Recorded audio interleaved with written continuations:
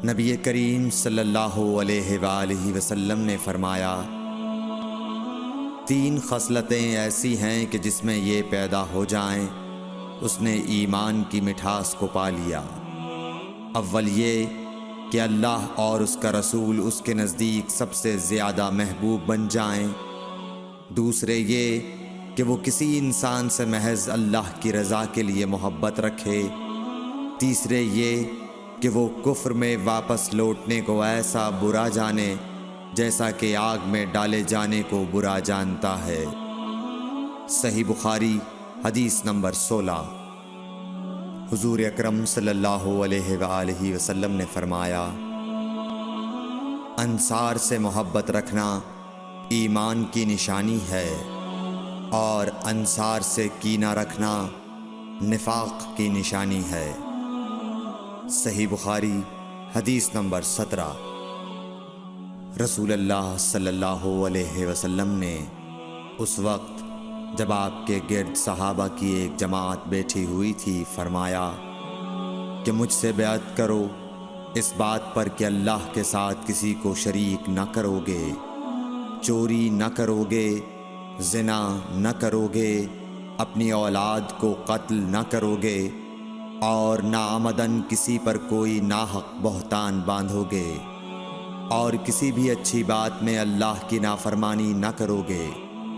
جو کوئی تم میں اس عہد کو پورا کرے گا تو اس کا ثواب اللہ کے ذمہ ہے، اور جو کوئی ان بری باتوں میں سے کسی کا ارتکاب کرے اور اسے دنیا میں اسلامی قانون کے تحت سزا دے دی گئی تو یہ سزا اس کے گناہوں کے لیے بدلہ ہو جائے گی، اور جو کوئی ان میں سے کسی بات میں مبتلا ہو گیا اور اللہ نے اس کے گناہ کو چھپا لیا تو پھر اس کا معاملہ اللہ کے حوالے ہے، اگر چاہے معاف کرے اور اگر چاہے سزا دے دے۔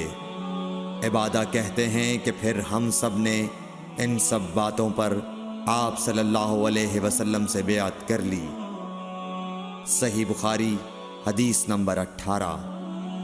رسول اللہ صلی اللہ علیہ وسلم نے فرمایا، وہ وقت قریب ہے جب مسلمان کا سب سے عمدہ مال اس کی بکریاں ہوں گی، جن کے پیچھے وہ پہاڑوں کی چوٹیوں اور برساتی وادیوں میں اپنے دین کو بچانے کے لیے بھاگ جائے گا۔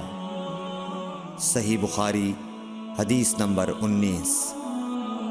رسول اللہ صلی اللہ علیہ وسلم کسی کام کا حکم دیتے تو ایسا ہی کام ہوتا جس کے کرنے کی لوگوں میں طاقت ہوتی۔ اس پر صحابہ کرام نے عرض کیا کہ یا رسول اللہ، ہم لوگ تو آپ جیسے نہیں ہیں، آپ تو معصوم ہیں اور آپ کی اللہ پاک نے اگلی پچھلی سب لغزشیں معاف فرما دی ہیں، اس لیے ہمیں اپنے سے کچھ زیادہ عبادت کرنے کا حکم فرمائیے۔ یہ سن کر آپ ناراض ہوئے، حتیٰ کہ خفگی آپ کے چہرہ مبارک سے ظاہر ہونے لگی۔